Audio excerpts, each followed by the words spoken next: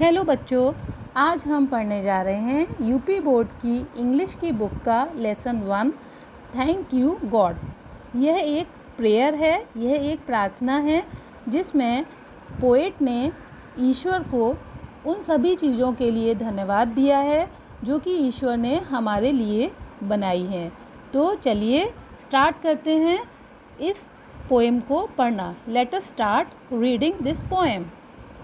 Thank you, God, for all the things around us, big and small, for all the creatures on this earth, short and tall, for the lovely blue sky, the sun, the moon, and all. Almighty God, we thank you and to you we call. Bless each one of us in your name as we pray. Give us love, kindness and courage day by day. May we live in peace and harmony where we stay. Give us the strength to serve you, come what may. Be with us, O God, in what we say and do. Accept this prayer, O God, we bow down to you. तो बच्चों, आप इस poem को मेरे साथ साथ ही recite करेंगे जिससे कि आपको पोएम को ठीक से रीड करना भी आ जाएगा। अब मैं इस पोएम को आपको समझाने जा रही हूँ।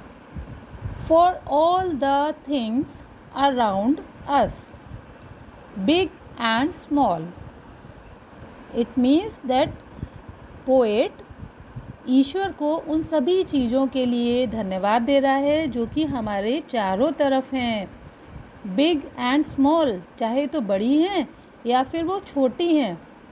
For all the creatures on this earth, short and tall. Creatures का मतलब होता है प्राणी, जीव जंतु। इस धरती पर जितने भी जीव जंतु हैं, चाहे वो छोटे हों या बड़े हों, सभी प्राणियों के लिए भी हम ईश्वर का धन्यवाद करते हैं। For the lovely blue sky, the sun, the moon and all. For the lovely blue sky, इस प्यारे से नीले आसमान के लिए, द सन, सूरज के लिए, चंद्रमा के लिए और सारी चीज़ों के लिए, इस ब्रह्मांड में जितनी भी चीज़ें हैं उन सभी के लिए ईश्वर हम आपका धन्यवाद करते हैं। Almighty God, almighty means सर्वशक्तिमान ईश्वर। We thank you and to you we call, हे सर्वशक्तिमान ईश्वर, हम इन सभी चीज़ों के लिए जो आपने इस धरती पर बनाई हैं उनके लिए आपका धन्यवाद करते हैं, आपको शुक्रिया अदा करते हैं। And to you we call, और आपकी प्रार्थना करते हैं। Bless each one of us, bless means होता है आशीर्वाद देना। हे ईश्वर, हम में से हर किसी को आप अपना आशीर्वाद दीजिए। In your name as we pray, जब हम आपकी प्रार्थना कर रहे हैं तब आप हमें हर किसी को अपना आशीर्वाद दीजिए। Give us love, kindness and courage day by day. Give us love, हमें अपना प्यार दीजिए। काइंडनेस मीन्स दयालुता दीजिए। एंड करेज, और हमें साहस दीजिए। डे बाय डे, प्रतिदिन। तो हम ईश्वर से क्या क्या चीज़ें मांग रहे हैं? हम ईश्वर से प्रेम मांग रहे हैं, दयालुता मांग रहे हैं और साहस मांग रहे हैं। May we live in peace and harmony where we stay. May we live in peace and harmony. कवि ईश्वर से प्रार्थना करता है कि हे ईश्वर, हम हमेशा पीस मतलब होता है शांति, और हार्मनी का मतलब होता है सामंजस्य। तो कवि ईश्वर से प्रार्थना कर रहा है कि हे ईश्वर, हम जहाँ भी रह रहे हैं, हम इस धरती पर जहाँ भी रह रहे हैं, वहाँ पर हम शांति और सद्भाव सामंजस्य से मिलजुल कर रहते रहें। हम कभी भी एक दूसरे से झगड़ा ना करें, लड़ाई ना करें और एक दूसरे की मदद करते हुए एक साथ मिलजुल कर रहें, जिससे कि इस पृथ्वी पर हमेशा शांति और सद्भाव बना रहे। Give us the strength to serve you. Strength means होता है ताकत, सर्व मीन्स आपकी सेवा करने के लिए। Give us the strength to serve you. हे ईश्वर, हमें आपकी सेवा करने के लिए शक्ति प्रदान करना। Come what may.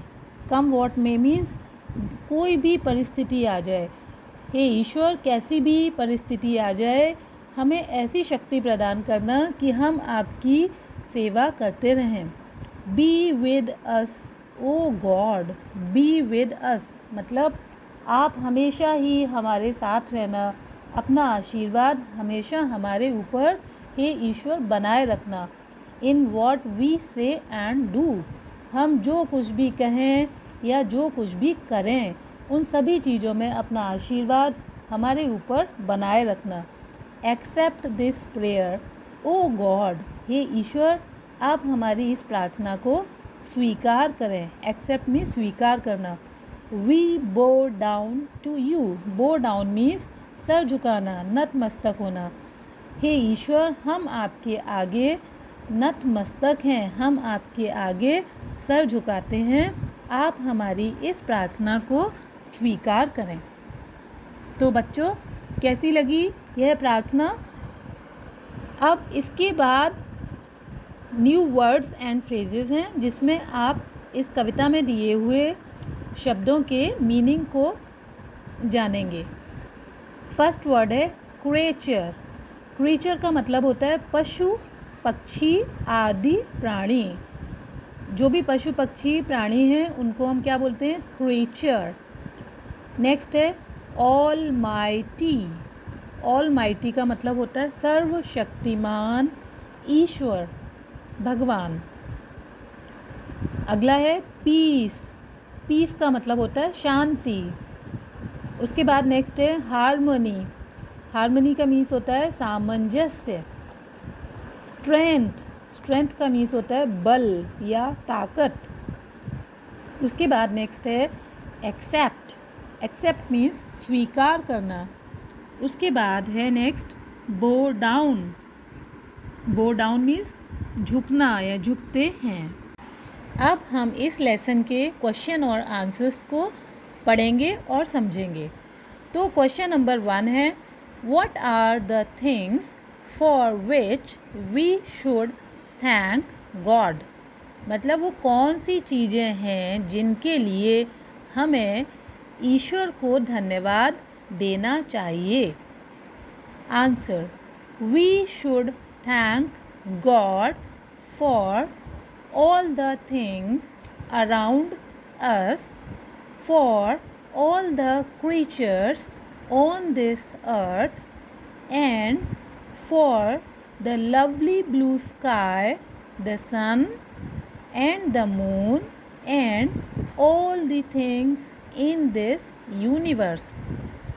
We should thank God. हमें ईश्वर का धन्यवाद उन सभी चीज़ों के लिए करना चाहिए अराउंड अस, जो चीज़ें हमारे चारों तरफ हैं। For all the creatures on this earth, और इस धरती पर जो भी पशु पक्षी या प्राणी हैं उन सब के लिए भी हमें ईश्वर का धन्यवाद करना चाहिए। And for lovely blue sky, the sun and the moon, और इस प्यारे से नीले आसमान के लिए, सूर्य के लिए, चंद्रमा के लिए, and all things in this universe. Universe means ब्रह्मांड, और इस ब्रह्मांड में जितनी भी चीज़ें हैं उन सभी चीज़ों के लिए हमें ईश्वर को धन्यवाद करना चाहिए। Question number 2, what are we asking God to give us. हम ईश्वर से क्या देने के लिए प्रार्थना कर रहे हैं, क्या देने के लिए कह रहे हैं। Answer, we are asking God to give us love, kindness and courage. हम ईश्वर से हमें प्रेम, दयालुपन और साहस देने के लिए कह रहे हैं। Question number 3, what does live in peace and harmony mean? Peace means शांति, हार्मोनी मीन्स सामंजस्य। शांति और सामंजस्य में रहने से क्या मतलब है? It means that we should not fight with others and help each other. It means, इसका मतलब है that we should not fight with others, कि हमें दूसरों के साथ लड़ाई नहीं करनी चाहिए, एंड हेल्प ईच अदर, और एक दूसरे की मदद करनी चाहिए, so that there is peace and harmony everywhere, जिससे कि हर जगह सब तरफ शांति और सामंजस्य हो। Why does the poet want strength? Question number 4, strength means ताकत। कवि को ताकत क्यों चाहिए? कवि ताकत क्यों मांग रहा है ईश्वर से? Answer, the poet wants strength to serve God in every situation. The poet wants strength.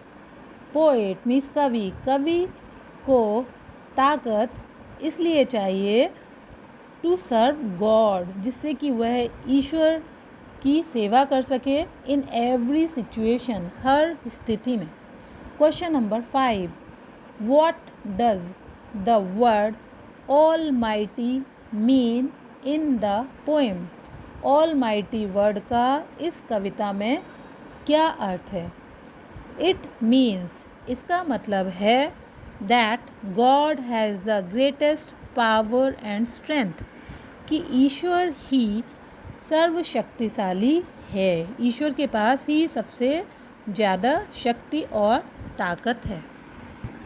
तो बच्चों, आई होप यह पोएम आपको अच्छी तरह से समझ में आ गई होगी, और अच्छी तरह से समझने के लिए आप इसको बार बार रीड और समझ सकते हैं, और इसको बार बार सुन भी सकते हैं एंड रिसाइट कर सकते हैं।